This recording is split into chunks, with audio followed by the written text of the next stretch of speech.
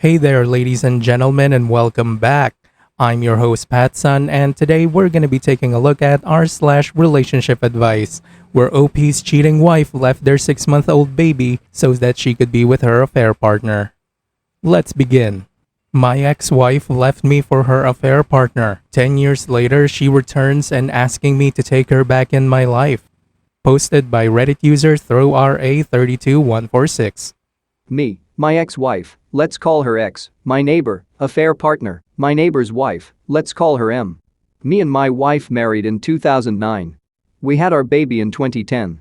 In November 2010, while she was asleep, a message popped on her phone and was a flirty message. I checked on her phone and it was from our neighbor. I went through every single message, which included sexting, sharing nudes, and even had planned meetups at hotels. This was going on from the first week into our marriage. I felt like my world crumbled in front of me. I took screenshots of every message and saved it on my phone. The next day, I contacted M and let her know about the affair. They were married for 4 years and had their first baby almost the exact same time as we had ours. I confronted my wife and told her that I am going to give her divorce. She started crying and everything else, but I did not consider it. I also did paternity test on our son because the affair timeline was the same as conception date. After 2 days, when I come home from work, our baby was crying in our bed and X was nowhere to be seen. Then I found a letter of her saying that she did not love me and she had left with affair partner and to not contact them. I knew this was coming, but I didn't believe that a mother can leave her child alone. He was about 6 months at the time and can run off with her lover. I then went to M's house.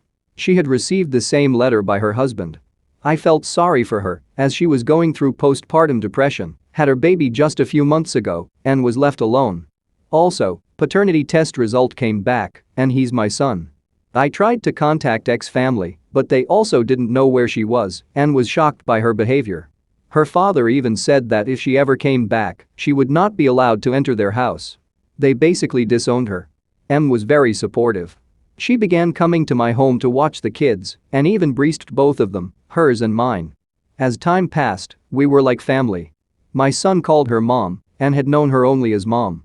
We also decided to go on dates. We engaged a year later and got married in 2013. We had our first child in 2015. We often discussed things about our exes and how we were often disrespected by them. We were a happy family. In 2018, when my son accidentally saw a picture of my ex, picture after birth, so it included X, me, and him, so we decided to tell him that his birth mother X had died in car accident years ago and M took care of him since he was 6 months old. Fast forward to 2 days ago, I received an anonymous email. I opened it and it read, "I want to see my son and want my family back. We are not divorced yet." I knew it was X. I showed this to M started freaking out and asked me if I would take her back. I calmed her down and told her that she was an ugly past and I would never leave you. I would never take her back. Now I am confused what to do. I will definitely not take her back, but should I let her meet my son or not? Should I take my son's opportunity to have connection with his birth mother? I can't believe the fucking audacity of your ex-wife, OP. She abandoned a 6-month-old baby alone in your house so that she could elope with her affair partner. That woman is a real piece of shit. Forget the fact that she cheated on you. Leaving the baby alone in the house is far, far worse. She could have possibly killed him. That alone is enough reason to never, ever let that woman anywhere near your son. She was never a mother. She's just a psychopath. Also, there's a few things I wanted to point out. Number 1, telling your son that his biological mother died is wrong. That's just so wrong. You should never have done that, OP. Your son, and likely your other kids, will need therapy, or at the very least, you should consult a psychologist to get advice regarding how to tell them the truth. The more you lie, the likelier he is to eventually go live with her and believe whatever ridiculous excuse that she gives him. I wouldn't wait too long to tell your son that his mother is a cheating piece of shit of a human being that almost killed him. Because I honestly think your ex would try to contact him and manipulate the truth to make you look like the bad guy. This was a real bad move on your part, OP. This lie that you told your son has the potential to ruin your relationship with him. Number 2, assuming that you do have an actual judgment from the court that gives you full custody, you can ignore her communications entirely. Or maybe you can get a lawyer to send her a letter saying visitation is not in the child's best interest. She did abandon him as a baby after all. You can then either wait for her to file in court asking for visitation rights, or you can proactively attempt to have her parental rights terminated. Perhaps also having his actual mother, M, to adopt him. Child support doesn't usually have an impact on custody, but a reminder that she has not paid child support for over 10 years and that there are still many years left where it should be due, it can really help you. However, only communicate with her through a lawyer. Never respond to her directly. You might not be able to prevent visitations from happening because family courts is very biased against men. That's just a fact. At the very least, ask for a very slow progression with short visits, supervised by a social worker or a psychologist. Now, let's listen to OP's update. Thank you for such a response. A lot has happened since the last time. Also, I didn't want to post the update as many people in comments thought it as fake, but till this day, I am getting messages for an update, so I decided to update you all.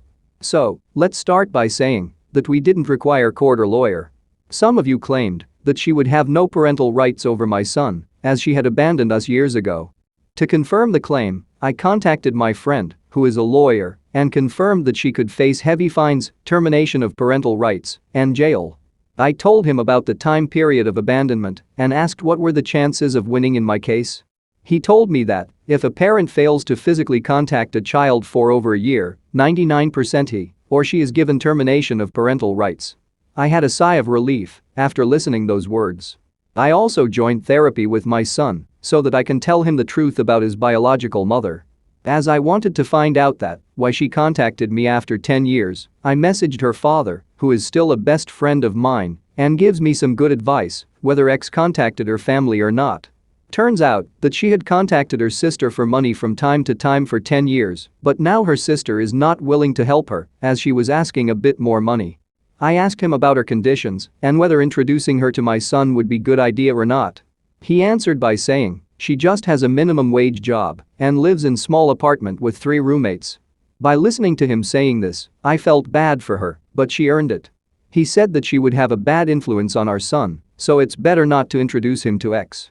Next, I called her sister and asked her what were their conversations like in past 10 years. She told me everything.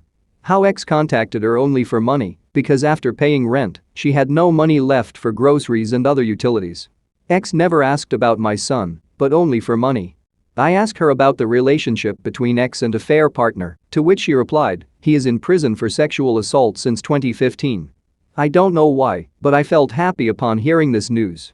I asked her whether X knows about the divorce or not. She said X has no idea about the divorce and she still think that we are legally married. I asked her to tell X about everything, divorce, child custody, my new family, and that she has no right over my son. I told everything to M, and she was a bit surprised by X's behavior. She never thought that a mother can be so careless towards her own child. She was shocked to hear the news about affair partner. It's been 30 days and X has not contacted us.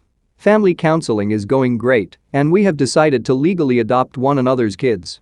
I don't think X will contact us ever again, as her sister might have told her about her position in court legally, and that she would just waste money by hiring an attorney.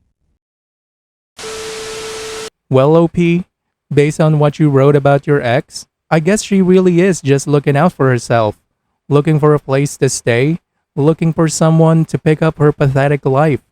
She's so desperate that she was willing to contact you, one of the 2 people she hurt the most. It's great that you contacted a lawyer.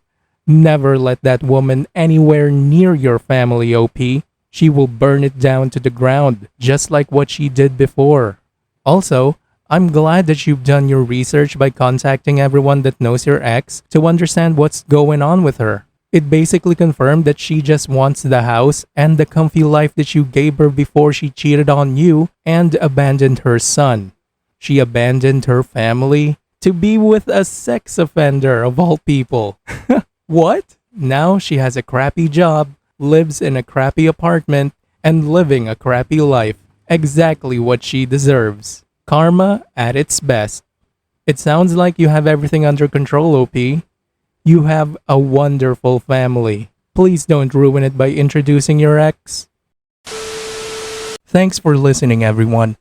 If you even somewhat enjoyed today's story, make sure to give this video a thumbs up. And if you really like it, make sure to subscribe to PattSun to never miss a future upload.